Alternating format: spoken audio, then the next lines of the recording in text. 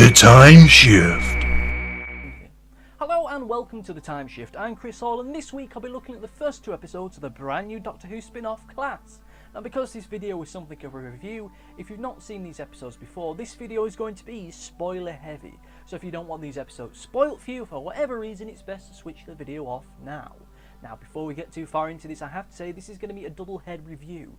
Below you can see the two time codes for each section of the review, for the first episode, which I'm about to do, and the second episode if you want to just jump directly there. But in any case, let us stop waffling and just dive headfirst into the Class review. Okay, so here we are, a week since the opening first two episodes of Class. I've got to be honest with you, I've been very busy recently, so I've not really had time to really do the review to this. And to be really honest with you, I did record a time shift for the first two episodes last week, but it didn't quite work out. I had problems trying to really get my thoughts down into the camera box in front of me. But whatever, we're here now, and I'm going to talk about the first episode here and now. And to be honest with you, it was very in almost every way, shape and form. Story-wise, it was very flat, very lifeless. It's a shame because the pre-title sequence itself seemed pretty damned interesting. It seemed like the kind of right tone and attitude that I was expecting to get from this show. This is supposed to be a more realistic version of Doctor Who, a little bit more gritty, a little bit more grounded in reality. The way this show was sold to me was that it was effectively going to be one Doctor Who incident, and the entire series would be about the fallout of that.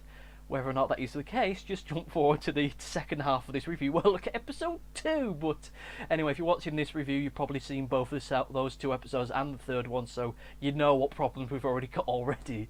Once again, the episode itself was average. There was anything to it, which was really remarkable. The first episode of a new series, particularly one which is a spin-off, needs to really hit the ground running to justify its own existence. And to be honest with you, it didn't really do that. Sadly, because of the sheer mechanics of the show, I didn't quite enjoy it maybe as much as I really should have done. And by mechanics, I mean the simple fact that the first 20 to 25 minutes of this episode just was almost pure, unadulterated exposition. As soon as the very obnoxious title sequence had finished, it was pretty much every character stepping forward and stating their character and their backstory, or having a character there with state their character and their backstory. When we had that very nauseating opening bit with the camera just swirling around and looking at each one of the characters, zooming in and zooming out, then going to the next one, zooming in and zooming out. You had the jock character, I think his name's Ram. He pushed the other character to the side and he said that very weird line, "Oh, it's like it's like pushing a lamb," you know, to show that he's a real hard man, that he's a jock, that he's kind of an arsehole and full of himself.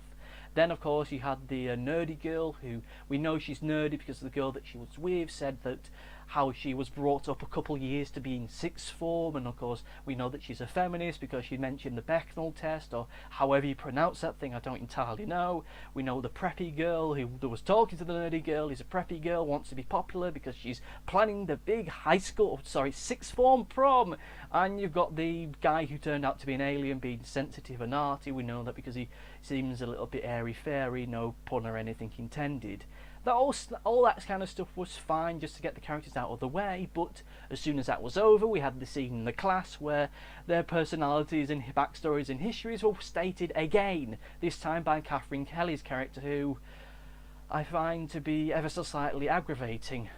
It's a shame because I quite like Catherine Kelly as an actor. Whenever I've seen her in anything, she's been fairly decent. I remember when she was pretty much introduced onto Coronation Street as a joke character. Now she's probably become one of the better known and more loved characters of recent times. And she was okay in Mr. Selfridge too, so to have her here now in a Doctor Who spin-off to just be angry and shout at things, and when she was in the high school sixth form hall thing saying, "Oh, you evil shadow monsters, I am war, you don't want to mess with me," just felt very hilarious to me because of just how wooden and alien it was, but not in a good way by any stretch or means.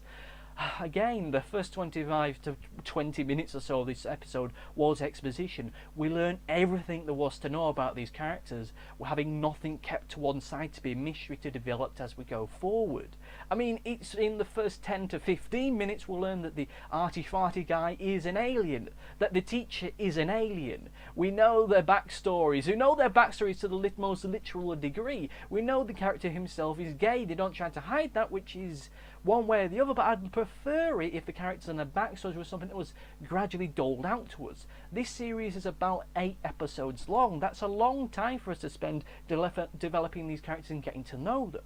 There's no real reason in my mind to spend 20 minutes of your debut episode just telling us everything we need to know, particularly as this show is supposed to be about the characters themselves and about how they deal with the trauma that they were exposed to within the first episode, which to a certain degree they do in the second episode. I can't say for the third one, as well I've not had a chance to see it yet.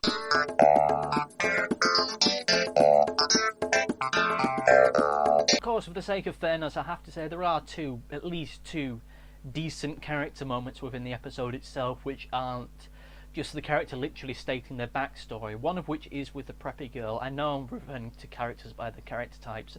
I probably by the end of the series may learn their names, or maybe not. We'll soon find out, depends how well they're developed. There's one bit with the preppy girl when she's in the school hall. She's spent pretty much all her time up to that moment going up to people and saying, "Oh, do you want to help me set up the sixth form prom?" And everyone says, "No, I'm kind of busy." So she ends up going along, and she's there in the school hall by herself. The head teacher just says, "Well, I'll leave you to it." And then science fiction exposition stuff happens, and she's just there on her own. She's just painting the signs on her own. And it's at that moment you kind of realise that she isn't the preppy, popular one, that she's actually something resembling more of an identical human being, that she isn't quite what she seems, at least in initial impressions. And that bit is kind of interesting. The moment is with the other moment there is with Ram, the jockey guy, and he's there, he's playing football, and his dad's watching him. And his dad's giving him like a dirty look when he messes up a tackle or he doesn't get the goal into the net. I'm not that big with football, and just the look between the exchange by those two characters, immediately then you understand, his father really wants him to be good at football. Maybe his father is pushing him to be good at football. There's actually kind of a character dynamic here. The big problem with the show is that it's all tell but not show, when rather it should be the other way around, which is a big shame. And of course I have to, before we move on to this episode, move to talk about Peter Capaldi's cameo appearance. You know the thing that really pisses me off about that? It's almost the same kind of thing that happened within the first episode in which Peter Capaldi was the Doctor. That we had to have the moment with Matt Smith effectively saying to the audience, "It's okay, it's still the Doctor. You know, don't run away and hide. Don't stop watching the show just because it's not a guy that looks like he should be in one direction. You know, come along, keep watching the show. And I'm giving this new Doctor my seal of approval." And Peter Capaldi being in this is almost as though they're saying, "Don't worry, this is still kind of Doctor Who, even though it kind of feels more like EastEnders E20. Remember that? Remember when EastEnders wanted to have a new youthful spin-off? And how that only lasted about 3 months before they canned the idea? Well, this isn't going to be like this. This is going to be here forever, because we know that this is money. We know this is a great idea. We spent all this time developing these characters in just one episode. Just imagine how much weird, stupid science fiction stuff we're going to fit into the episodes now. There's no point to actually develop the characters. This has got Doctor Who's seal of approval. Enough weird sarcasm from me. Let us move on to the second episode, where I'm going to be honest with you, I'm probably going to spend more time discussing why Doctor Who, this spin-off, doesn't quite function, because it's in that episode that the whole house of cards just seemed to fall in itself. Oh dear. Okay, now to talk about the second episode for people who just jumped to this moment rather than watching the first episode mini-review thing. Hello, I'm Chris Hall. I'm slightly perturbed by the whole class phenomena, which is all the more reason for me to continue as to why the show doesn't work. Okay, so this episode was The Coach with the Dragon Tattoo. When this show was sold to me, it was sold to me under the impression that there would only be one massive Doctor Who event. and the rest of the series would be about the characters themselves dealing with the impact upon what happened for the rest of their lives and the rest of the series.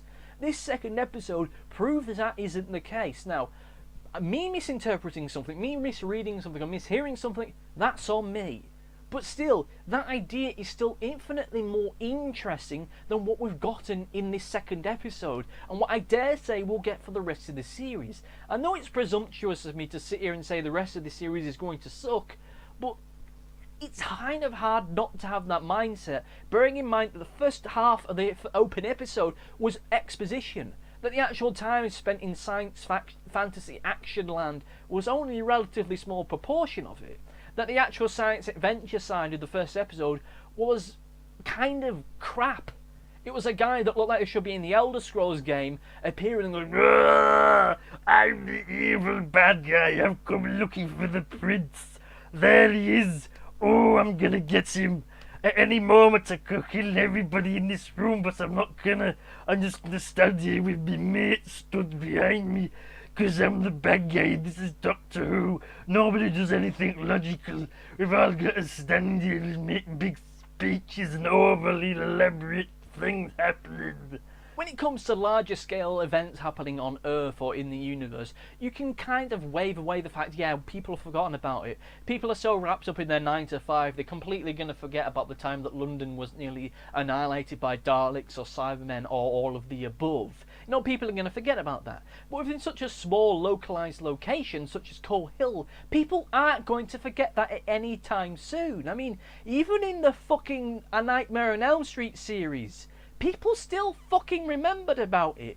And even with A Nightmare on Elm Street, there was at least a couple of years between these big incidents, so at least then people could forget.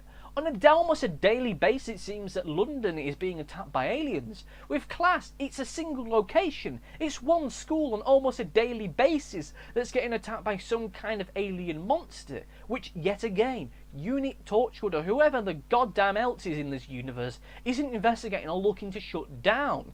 There is in this episode the brief illusion that there's some kind of greater force, the governors.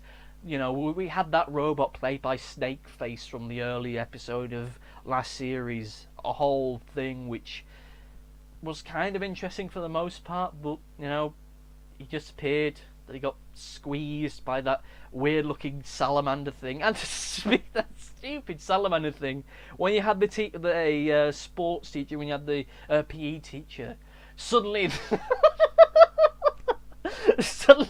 a rift opens in space and time and a giant space lizard bumps into him. Oh fuck, I'm muscly now. Oh my god, I've got a weird tattoo. It's fused to my very being. What a stupid effect that was. And how is it that the creature was flying as it fell forward? Nothing else that seems to have come through these rifts and portals has fallen through it. They've walked through it. So what the hell was it doing to start flying into him? And with it flying into him, shouldn't it have knocked him down or killed him by the weight of him not fused with him? What's up with that? I know I'm talking a bit too much about the greater problems that the series itself has, but that's kind of hard not to, because it's those things that make the series and this episode itself not work. In this episode we have let's see, you have the assistant coach, you have the cleaner, you have the head teacher, and I'm sure there's another couple people that I missed off who get killed off in this episode. 3 people killed in very gory, grisly ways, but still, people are going to forget about it. It looks like in the next episode, till the episode that came out today, there's going to be this full-scale alien invasion. I mean, my god! Are people not going to realise this? Are people just going to go, oh, well, there was aliens at school yesterday, but you know what? PewDiePie's got a new video out tomorrow, so it doesn't fucking matter. Either way, I was going to make a joke then, I was going to regret, but still, you get the idea. It's a bloody stupid conceit that everyone's just going to magically forget. Within the world that we live in, which is supposed to be the exact same world, albeit with aliens with Doctor Who, the fact that nobody bloody remembers the time when an army of evil shadow men suddenly appeared in the PE hall and nearly killed everybody is just mind-boggling. And the fact that only one character in this entire show seems to be affected by the events thus far to any discernible degree is just astounding. I mean, my god. Again, the episode itself, in terms of a story example, was adequate. Better than the first episode, but only because the first half of the runtime wasn't spent for exposition.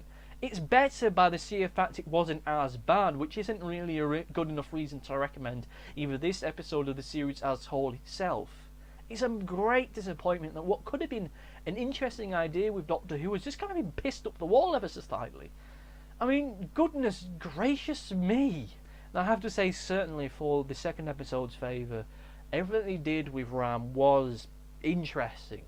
May not always have worked, but more often than not, it was really, really good. And the fact that Nerdy Girl had a moment where she talks about grief, where she talks about her father dying and how she dealt with it, that it was difficult for her, but they just effectively had to remember the good aspects, all the great things about her deceased father and how that affected their family, and all that kind of stuff I thought was great.